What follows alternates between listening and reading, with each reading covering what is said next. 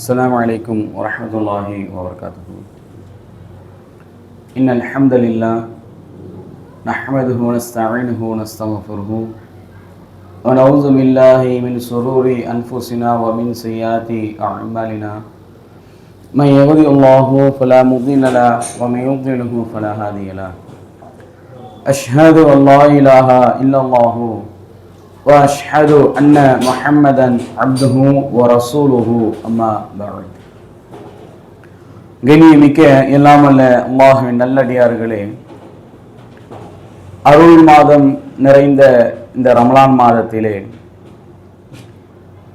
அல்லாஹ் ரப்புல் ஆலமீன் நன்மைகளை வைத்திருக்கிறான். அந்த நன்மைகளை பெற்றுக்கொள்ள வேண்டும் என்பதற்காக இரவு தொழுகையை தொழுதுவிட்டு இந்த இறை இல்லத்தில் நாம் அமர்ந்து கொண்டிருக்கிறோம்.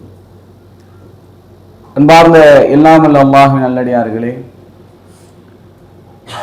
சூரா அல் பக்ராவினுடைய வசனங்களுடைய விளக்க உரை என்கிற தொடர் சொற்பொழிவிலே முதலாவது நாளில் நாம் இருக்கிறோம். கடந்த வருடத்திலே சூரா பக்ராவுடைய முதலாவது வசனத்திலிருந்து 30வது வசனம் வரைக்கும் நாம பார்த்திருந்தோம். இப்ப அந்த அடிப்படையில் இன்றைய நாளிலே தொடர்ச்சியை நாம் பார்க்க இருக்கிறோம். இந்த வசனத்திற்கு விளக்கம் சொல்வதற்கு முன்னதாக ஒரு தகவலை நாம் சொல்ல வேண்டியிருக்கிறது. இன்றைக்கு இருக்கக்கூடிய இந்த மனித சமூகத்திலே மனிதன் எப்படி படைக்கப்பட்டான் என்று நாம் கேள்வி எழுப்பினோம் என்று சொன்னால், சில நபர்கள் மட்டும், பெரும்பான்மையான மனிதர்கள் அல்ல, சில நபர்கள், குறிப்பாக கடவுள் மறுப்பு கொள்கையை பின்பற்றக்கூடிய மக்கள் சொல்லுவார்கள், நாம் எல்லாம் குரங்கிலிருந்து வந்தோம் என்று சொல்லுவார்கள். குரங்கிலிருந்து மனித பரிமாற்றம் நாம் அடைந்தோம் என்று சொல்லக்கூடியவர்களாக இருக்கிறார்கள். இப்படிதான் இந்த உலகத்திலே மனித இனம் பல்கி பெருகியது என்கிற ஒரு காரணத்தை சொல்லக்கூடியதை சமூக வலைதளங்களில் நம்மால் பார்க்க முடிகிறது. இதற்கு நிறைய உயிரினங்கள் பரிமாற்றம் அடைந்து இருக்கிறது என்றும் சொல்லுவார்கள். உதாரணமாக சொல்வதாக இருந்தா, இந்த டைனோசர் இதெல்லாம் இருக்குல்ல, இதனுடைய பரிமாற்றம் எதுன்னு சொன்னா சேவல். டைனோசருடைய இனம்ல அழியல, இதனுடைய பரிமாற்றம் தான் சேவல் என்று, சேவல், கோழி இதெல்லாம் அதனுடைய பரிமாற்றம் தான் என்று சொல்லக்கூடியவர்களாக இருக்கிறார்கள். இதையெல்லாம் எது உண்மையான கருத்துக்களா என்று பார்த்தோம் சொன்னா உண்மையானதல்ல. சும்மா வாய்க்கு வந்த மாதிரி எல்லாத்தையும் சொல்லிட்டு போவாங்க. ஆதாரம் இருக்கிறது, ஆதாரம் இருக்காது. இப்போ ஒரே ஒரு வாதம் நம்ம வைக்கலாம். ஒரு உயிரினம் பரிமாற்றம் அடைந்து விட்ட பிறகு அந்த உயிரினம் மீண்டும் இருக்காது. டைனோசர் பரிமாற்றம் அடைந்துதான் கோழியா இருக்க சொன்னா இப்ப டைனோசர் கேட்டா இல்ல. ஆனா குரங்கிலிருந்து மனிதன் வந்தான் என்று சொன்னால் இப்ப குரங்கு இருக்கக்கூடாது, ஆனா குரங்கு இருக்கிறது. இதற்கு அவரிடத்தில் தெளிவான ஒரு பதில் இல்லை. இந்த உலகத்திலேயே இது போன்ற ஒரு எண்ணம், ஒரு சித்தாந்தம் கொண்ட மக்களுக்கு மத்தியிலே உண்மையாக இதுதான் அப்படி என்று சொல்லக்கூடிய எந்த தகவலும் அவரிடத்தில் இல்லை. ஆதாரம் இருக்கா? ஆதாரம் இல்லை. எந்த ஒரு ஆதாரம் இருப்பதாகவும் நம்மால் பார்க்க முடியல. ஆனால் அல்லாஹ் ரப்புல் ஆலமீன், இந்த உலகத்தை படைத்த ரப்புல் ஆலமீன், இந்த தகவலை, மனிதன் எப்படி படைக்கப்பட்டான் என்கிற தகவலை சொல்லும் பொழுது தெளிவாக இறைவன் நமக்கு சொல்லி காட்டுகிறான்.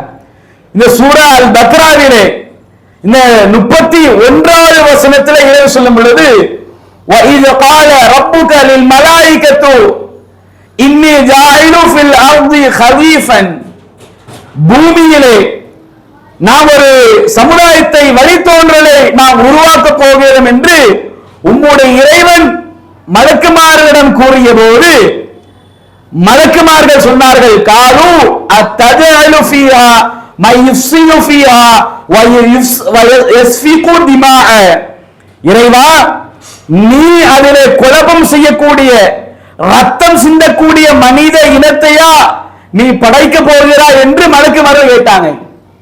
இல்ல பாருங்க, இந்த ஒரு வசனத்தை சிந்திச்சு பாருங்களேன். ரத்தம் சிந்தக்கூடிய, அதுக்கு அடுத்ததாக இந்த குழப்பம் விளைவிக்கக்கூடிய ஒரு மனித சமுதாயம் இன்றைக்கு பார்க்கிறோமா இல்லைங்களா? இந்த உலகம் தோன்றியதிலிருந்து ஏராளமான போர்களை பார்த்தது பூமி. சமீபத்தில் இன்றைக்கு இந்த இஸ்ரேல் நாடும் ஈரான் நாடும் அடிச்சிட்டு இருக்கிறாங்க. இன்றைக்கு காலையில இஸ்ரேல் நாடு ஈரான் இருக்கக்கூடிய தலைநகர்ல இருக்கக்கூடிய ஒரு இடத்துல போயிட்டு பாம்பு போடுறாங்க. கிட்டத்தட்ட 20க்கும் மேற்பட்ட பிள்ளைகள் இன்றைக்கு மரணம் அடைந்திருக்கிறார்கள். இதெல்லாம் அல்லாஹ் ரப்பல் முன்னே சொல்லிட்டான், ரத்தம் சிந்தக்கூடிய ஒரு சமூகத்தை நீ படைக்க போகிறாய் என்று அல்லாஹ் ரப்பல் சொல்லிவிட்டான். இதுல இந்த செய்திக்கு பாருங்க, மக்கள் குழப்பம் விளைவிப்பாங்க. குழப்பம் விளைவித்து அதுல ரத்தம் சிந்தக்கூடிய ஒரு சமூகத்தை தான் இறைவன் உருவாக்க போகிறான் என்பதை மிக தெள்ள தெளிவாக அல்லாஹ் ரப்பல் ஆலமீன் இந்த உலகத்திலே இறைவன், அதாவது மனிதனை படைப்பதற்கு முன்னதாக சொல்லிவிட்டான். இப்ப இந்த செய்தி இருக்குல்ல, இந்த மலக்குமார்கள் சொல்லக்கூடிய இந்த கருத்து மட்டும் எப்படி மலக்குமார்களுக்கு மறைவான ஞானம் இருந்தது? எப்படி மலக்குமார்கள் தெரிந்து கொண்டாங்க? இப்போ மலக்குமார்களும் மறைவான ஞானம் அறிவார்களா என்று கேட்டு அறிய மாட்டாங்க. ஏன் சொன்னா மறைவான ஞானம் அறியக்கூடியவன் யார்? அல்லாஹ் தான். அதுவே இறைவன் மற்றொரு அதே குர்ஆன் வசனத்திலே மற்றொரு இடத்தில் சொல்லும் பொழுது வலில்லாஹி கைபஸ் சமாவாத்தி வல்லாஹ், இந்த வானங்களில் உள்ளவையும் பூமியில் உள்ளவையும் மறைவானதை அவன் அறிகிறான் என்று அல்லாஹ் ரப்பல் ஆலமீன் சொல்லிவிட்டான்.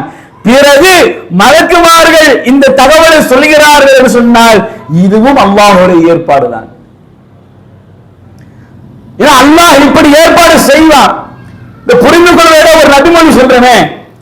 இது மாதிரி சபை இருக்கு. சபைகளில் சில வானவர்கள் வருவாங்க.